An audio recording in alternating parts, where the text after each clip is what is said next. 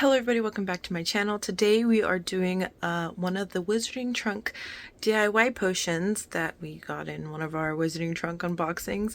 It is the Deathcap Draught, and I just follow the instructions. Of course, you know, I'm a little extra, so I do more than what it tells me to do, but that's it. With that, let's get into making our potion. So this is what comes in our Brew It Yourself potion kit for our Deathcap Draught. We get a glass bottle with a little mushroom pendant and some jute already wrapped around with a little screw-on lid. We get our potion label, and then we get some red wax with a wick in it, which is my least favorite wax to put on potion bottles. We get this little crystallized thing with glitter in it and some red liquid, and we also get an optional cork to put in our bottle instead of our screw-on. With that, that's everything in our kit. Let's move on to our instruction sheet. So this is for our Deathcap Draught, and let's zoom it in a little bit. Now that we can see it a little better, so preparation of our Deathcap Draught ingredients is moon water, red baneberry juice, and crystallized Deathcap. We already went through what comes in our DIY kit, so let's just move on to instructions. So, number 1, prepare your workspace in a well-lit, quiet area, ensuring you have all the necessary utensils and instruments at hand. Number 2, take a glass potion bottle with a narrow neck and place it on a clean, flat surface. This will be the vessel of your Deathcap Draught. Number 3, first add moon water to the bottle, pouring it carefully to fill just below the neck of the container. Moon water should be handled with great care, for its purity is crucial for the potion's success. Now on the back, number 4 is next introduce the red baneberry juice into the mixture. This juice will infuse the potion with its characteristic crimson hue, signifying its potency. Slowly pour it into the bottle, allowing the liquid to blend gently with the moon water. Number 5. Now for the final and most critical step, add the crystallized Deathcap. Handle this ingredient with extreme caution, as its power is both potent and perilous.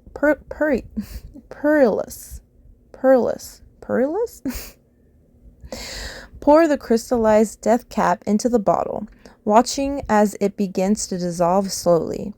Number 6, seal the bottle tightly with a cork or stopper to contain the poison within. The crystallized Deathcap will gradually dissolve over time, infusing the potion with its toxic qualities. This is essential to store the Deathcap Draught in a cool, dark place away from direct sunlight or prying eyes. Number 7, allow the potion to mature and gain strength as the crystallized Deathcap dissolves, infusing its dark magic into the brew. This process may take several days, so be patient. Number 8. Once the Deathcap Draught has reached its full potency, it is ready to be used. Handle it with great care, as its effects are both powerful and deadly. And at the bottom it says, warning, only for use by potion masters. Deathcap Draught is exceptionally potent.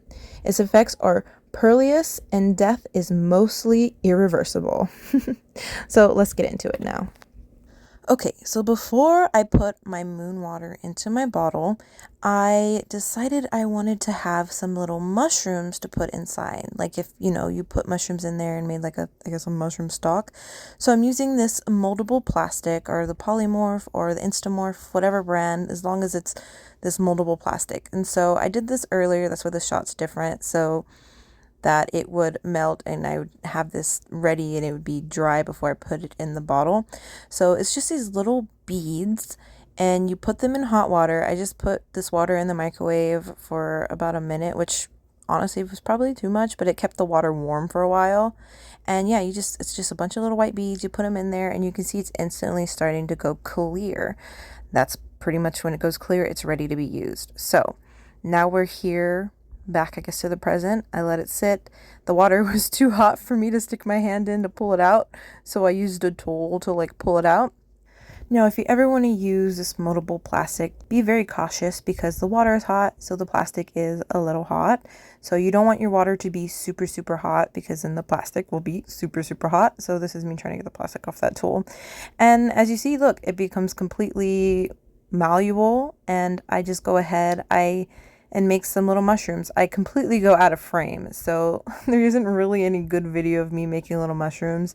However, a little just of how I did them. I would take, this is just the little stalk of it, and I just roll like little sausages. You can just roll those out in your palm of your hand or on a flat surface. But for the little mushroom heads, I'd roll it into a ball, put it in the palm of my hand and kind of press down with my finger, or I'd press down with the little stalk, because I ended up making the little stalks of the mushroom first, as you see the little sausages over there, letting those dry and then making the little mushroom caps and just sticking them in there. And then that way they kind of like harden together too. Obviously, this is completely optional, but I just wanted some little mushrooms inside the bottle because I feel like if you're making a draught or something that, you want them to come from the mushrooms itself, like you're extracting it from the mushrooms. So, and I didn't mind them being white because I feel like if they're in the potion, they would lose their color, and that's why the potion is red and the mushrooms are white, because yeah. So that was my whole idea. So I went ahead and made some little stalks first, like I said, and I let them dry. And so those are the two little ones that I made together. But I made these little stalks. I'm not very proud of them because, I'm proud of them, but I'm not proud of what I'm doing. As you see, I'm making them shorter, and just get some scissors. I was being lazy and didn't want to get up to cut them, so I'm gnawing them off like a dog. That's why the ends are so raggedy. And then I just go ahead and make the little mushroom caps and stick them on. So we'll go ahead and speed this up.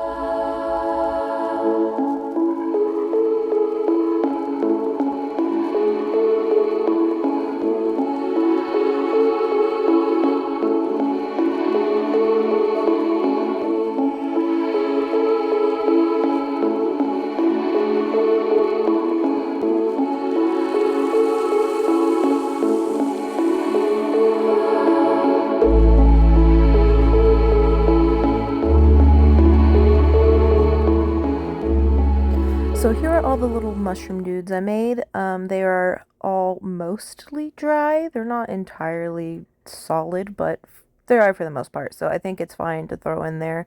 So I just go ahead and fill up my jar of all my little tiny mushrooms. Then I went ahead and got some cold moon water, making sure it's nice and cold. You don't want to pour anything warm or hot into the bottle with those little plastic mushrooms because you don't want them to melt and just become gloop again. So, you don't want to melt our Deathcap mushrooms.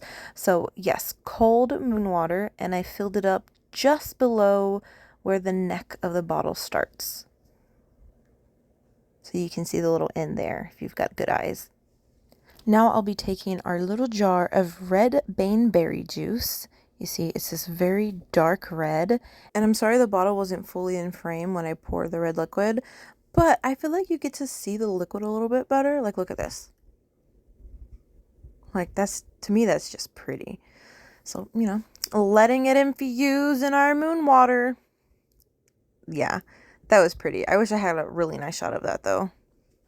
Now that we have our red baneberry juice in there, we're going to put in our crystallized Deathcap, which is this like pink crystal stuff with some glitter in it. Go ahead and pour that in. You can't really, I guess, tell that much when I put this one in. Oh no, I think I pulled this one in frame. Yeah. See, and I feel like if I put the red in there at that point, you would have been able to see it as well. But who knows. But yeah, putting in our crystallized Deathcap. And they gave you a screw-on lid, so you can put that on there for a nice secure seal so the liquid doesn't come out. But aesthetically, I like the cork more, and so I'm just going to take some E6000 glue. Mine's a little old, so it's a little stiff and it's, gloopy. So I'm just going to squeeze as much out as I can and just spread it around the cork. I do have to use my fingers because, like I said, mine is kind of dried out a little bit because it's old, but I'm going to use it until that thing is empty. So just put it around the cap, squish it on, and then I just use my fingers to wipe off the excess on the top. So I am sitting outside to make these, that's why the video is getting a little darker, but I pre-made these little mushrooms out of modeling foam, and I did that before the video because modeling foam takes a while to dry, and I was hoping they would be dry by the time I wanted to put the whole potion together. However, they were not dry, they were still a little squishy and soft, and I wanted to paint them, and if they're not fully dry, I can't paint them, or else they just get wet and squishy and just, turn to goop again. So you don't get to see me painting them. You won't get to see the end result of these mushrooms until the end of the video. But I think Hero is trying to explain how I made them. But I made them pretty much the same way I did with the modeling plastic, the polymorph stuff. Just roll in a ball, pressed with a thumb. And so I made some little ones that I plan to like stick on the side of the bottle, something like that. I don't quite know how I want to put it yet, but I know I want them on the side of the bottle, kind of like if there's mushrooms growing on the side, because that's how powerful our drought is, that it's growing new mushrooms. But yeah, I use different tools for the inside to make the cap sizes different. So like I used the little glue, and kind of same thing, rolled in a ball, put it in the palm of my hand and did that. So just a little example of how I made the caps. And then I took like a stick, not a stick, but like a something flat and thin to make like little gills underneath the mushrooms, and then just rolled out little sausages to make the little stalks. And yeah, that's my idea for that, but you won't see that till the end. Now we're going to go ahead and put on our sticker label. I should have done this before I even put the bottle together, like before I put any liquid, so that I could lay the bottle flat and make sure the sticker was perfectly straight, because it's a little crooked. I don't know if you can tell, but I can tell. But I wasn't going to pull it up again and keep redoing it. But at the same time, I didn't want a sticker there just so that you could see the full effect of all the things going inside the bottle. So basically that is it, but I'm gonna do a little extra first. Here is my cute little lighter holder. Like, look how cute it is in a little mushroom thing. It's very fitting for this potion. This potion is already wrapped up in that little jute string, but there's so many flyaways. It's really hard to tell on camera, but you can tell in person. There's so many flyaways. So a good way to get rid of all the little hairs that stick out is to take a lighter and just lightly go around it and burn away the little flyaways to make everything more neat. Obviously you don't have to do this, but I just think it makes it look a little neater. Then I decided I was going to try and use that little wax melt thing that they included with the wick that I absolutely hate. And well, I got about 2 drops on it and it went out. So we're going to use a method that I prefer, which is using my little stand here with a candle on my little wax melt beads. But instead of using the beads, because I did want to specifically use that color that it came with, but I'm also choosing to use this purple that I already had from, I think another Wizarding Trunk thing, I think the Ministry one. And that's because if you look at the label, I thought on first inspection that it was this pinkish red color and this purple color of mushrooms on the label. I was wrong in the end. That purple still is on there, but the pink is actually orange, which I think is weird that you put orange. I don't know. Anyways, my whole theme, I even painted the little mushrooms that I'm going to glue on that I did off camera because they weren't dry yet. I painted them like that pinkish color that I thought it was and that purple color to match the label. But I went ahead, cut these waxes and put it on there, and this is what it turned out to look like. I took a little few spoonfuls, and like I said, I painted the mushrooms off camera and glued them off camera. So this is pretty much it. And now it's time for our final reveal with those mushrooms.